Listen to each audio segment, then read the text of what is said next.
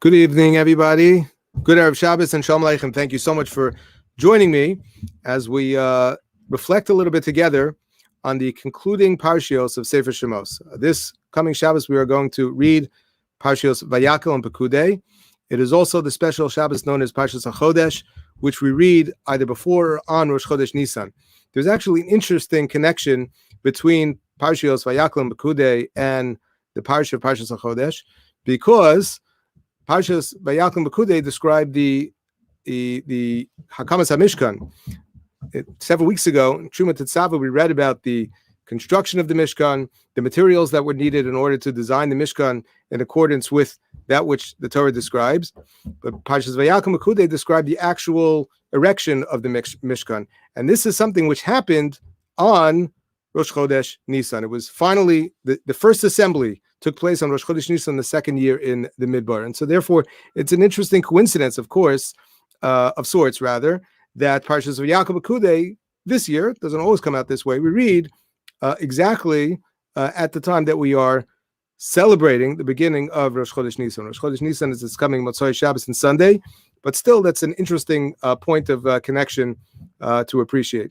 Now, several weeks ago, I believe, when we were talking either about Parshas Truma, Tetzaveh, I mentioned at the time that these Parshios of the Torah are appealing to certain types of individuals, people who are artistic, people perhaps who appreciate engineering and architecture, and those who rather stories and drama, and perhaps even descriptions in terms of mitzvahs in the Torah that seem relatable, find it difficult sometimes when they come to these Parshios of the Torah to find inspiration in all of the detail. There are no stories that are recorded in the Torah, in these sections of the Torah. For the most part, it is just a lot of detail, a lot of information.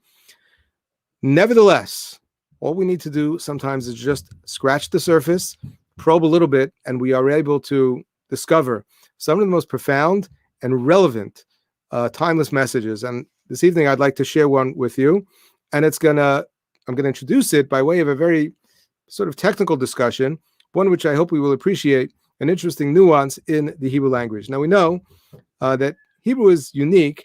I think the same could be said perhaps about other languages as well. But in Hebrew, we know that we find that there are certain words that seem to be used in different cases, different situations. So it's always a nice opportunity, sometimes a challenge, to figure out why the same word, the same shoresh, would be used in different types of situations. And then we also sometimes have a situation where more than one word is used to describe what appears to be the same thing. Now, in Parshas Vayakel and Pekudei, we find again and again the Torah seemingly, very arbitrarily, switching between two languages, or two words rather, that seem to convey the very same idea. One word is Vayitain, and the other one is Vayosem. So I'll give you several examples.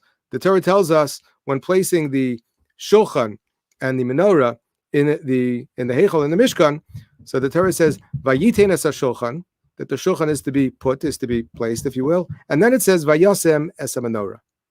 So when you think about it, the word Vayitain and Vayosem in this context seem to be saying exactly the same thing. They both would, in context, be translated and you should put, or and he put and he placed. So why is it that the Torah is confusing us by using literally in the same breath two different words? I'll give you another example where this comes up.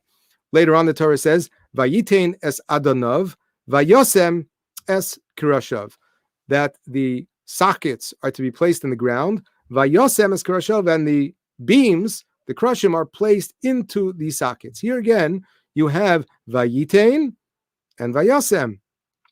Vayitain means the same thing as Vayosem. Vayosem means the same thing as Vayitain. So why does the Torah simply say Vayitain as HaShulchan, Vayitain as Menorah, or Vayosem for both? So this is, and I'm giving you, these are two examples, but if you look around, you'll see it comes up again and again throughout the parsha. So there is a very interesting and a very insightful explanation that is offered by many of the commentaries, who basically suggest more or less the same idea. You can find this in the Sefer the Aksava Kabbalah, and the writings of the Netziv, the Malbim, and other places as well. Rabbi Reisman brings this down, and he had very, in a very helpful way to me, had pointing out all these Marmakomos. So he says like this. He says, Vayitain means to put something down in a responsible way. It doesn't mean to throw something, but it's without precision. So, for example, when you come home and you put your coat down on the couch, that's a vayitain act. You take your bag, the briefcase, whatever the may be, and you put it down on the floor. That is vayitain. Vayosem is to place something with precision, with great care. And in fact, if you think about it in English, we actually do have two words. You wouldn't say, you would say, I put my coat down, or I put my bag down. You could say place as well, but you would want to place something that is very delicate, something that is very valuable, perhaps more importantly, something that needs to be put in a precise location. And it has to be put there very carefully in order to get it right. So you would say place probably as opposed to put. So if you go back to the examples that we mentioned earlier, it comes together very nicely. We said, for example, the Torah says, "Vayiten asa shulchan, vayasem asa menorah." The shulchan was put down first. Where was the shulchan placed? It was placed inside of the Olam Moed. It was not an exact spot. It was a general spot on the northern side of the Mishkan, and that's where it belonged. So that's vayitin, and it was put down. Vayasem, however, means to place something with precision, because once the shulchan is down, the menorah had to be placed precisely opposite the shulchan. So now the menorah had to be put not just approximately here. It has to be put precisely here. So it's vayitin asa shulchan, vayosem esa menorah. I'll give you another example. We mentioned beforehand, vayitin asa adanav, vayosem es karashav. Right? The adonim, which means the sockets, the base of the walls, if you will. So the Bnei Yisrael are traveling through the Midbar. There's no spot per se exactly where the adonim have to be placed. So it's time to rest. They take out the adonim and they put them in the ground. And then the krushim, the wooden beams, have to be placed very, very carefully inside of the adonim. First of all, if you just put it like this, it's probably not going to fit. And the Gemara in Shabbos tells us the krushim were actually, each and every time that they were reassembled, they were put in the exact sequence, the exact order that they had been beforehand. And so therefore, it wasn't merely vayitain es krashav, it was an act of vayasem. And there are other examples of this as well. It says vayasem es masach haPesach, that there were curtains that were placed over the doorway. This was also an act of vayasem, because there was a place where the curtains were supposed to hang, and it also had to leave room for the people to be able to enter the Mishkan. So the Reisman suggests that after this very interesting insight into Lashon HaKodesh and appreciating the differences between two words, Vayitin Vayasem, that there is possibly a very interesting hashkafic idea that emerges from this as well. Because if you look, there are many times in which the Torah uses in less technical context these words as well. So, for example, in Sefer Shemos, Perek Yud, this is part of the story of Yetzias Mitzrayim, so it's sort of relevant, man, Yana Diyom, where we are right now. The Torah says, famous pasuk, that the purpose of the mitzvahs of Zechiras Yetzias Mitzrayim, Sipur Yetzias Mitzrayim, is so that we can what? Tell over to our children, to our grandchildren, Eis asher hisalalti b'Mitzrayim, all of the troubles that I brought upon the Egyptians, ve'esososai, and my signs, my osos, the makos, asher samti bam. It's interesting that HaKadosh Baruch Hu refers to the punishments that he brings upon the Mitzrim is something asher samti bam, not asher nasati bam. Now, what's the difference? Well, nasati would seem to imply that HaKadosh Baruch Hu just goes ahead and sort of thoughtlessly, randomly punishes the Mitzrim in a way that doesn't necessarily fit the crime, not in a way that's misudar, that makes any sense whatsoever. But we know that Chazal tell us that HaKadosh Baruch Hu punishes people when they deserve it. Mida keneged mida. There's precision to it. It's not just stam that it's ososai asher nasati bam. It's asher samti bam. That there's a purpose. There's a precision to it all, and that is reflected in this word. Our obligation to learn and to teach Torah is recorded in several places in the Torah. But Reisman quotes the pasuk v'ata kisvu lachem es hashira zos v'lamda es b'nei Yisrael. You should write a sefer Torah. Teach the Bnei Yisrael, sima b'fihem. Sima b'fihem. Teaching has to be done with precision. The pasuk in Mishlei tells us, Chanoch lenar al pi darko. We don't go ahead and just teach the same way in all circumstances to all students. Everything depends on who the students are, who the teacher is, what the material is, what sort of background do they have, what sort of challenges do they have, what sort of strengths do they have. All of this has to be part of the cheshbon in order to be an effective teacher. And so therefore the Torah says when you impart information, when you give over Torah to other people, it shouldn't be simply give it, it's place it. It's sima b'fihem. Right? Think about one of the words that we're so familiar, one of the examples we're so familiar, we say this all the time, V'samtem es devarai eila alav avchem yalav shechem. The Torah tells us that we should take the words of Kriya Shema, and which represent, of course, some of the most basic tenets and values of the Torah, the concept of Avos Hashem, Yiras Hashem, Kabbalah Sam, Ochma Choshmaim, Kabbalah Mitzvah. And what should we do with these things? V'samtem es devarai eila alav avchem yalav shechem. You shouldn't just throw it.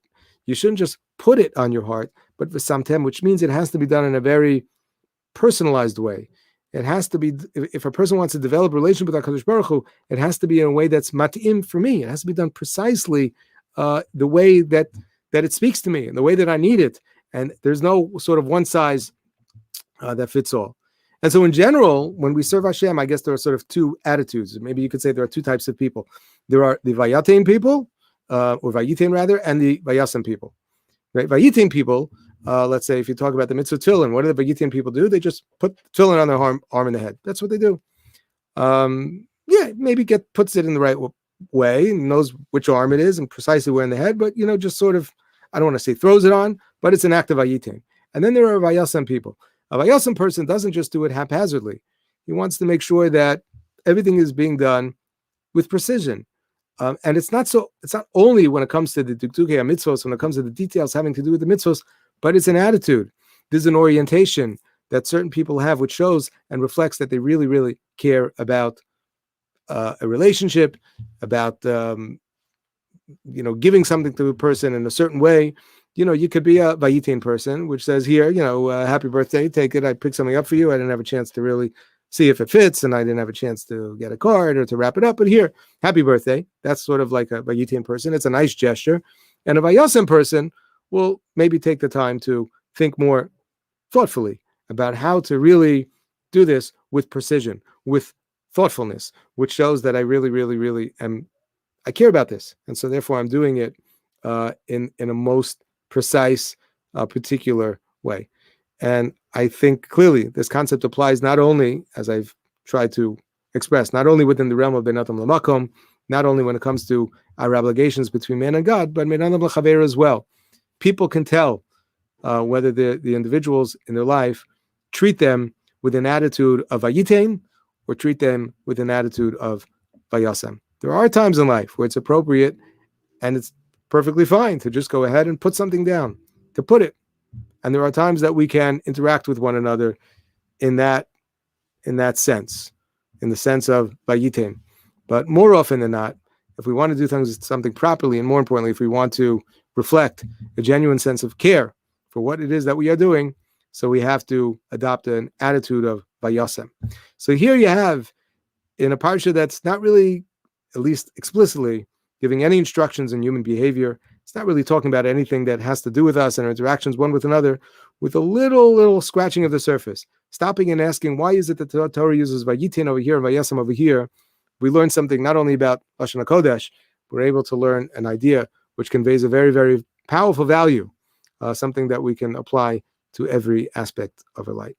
Thank you so much. Have a wonderful Shabbos and a Guten Chodesh. See you soon.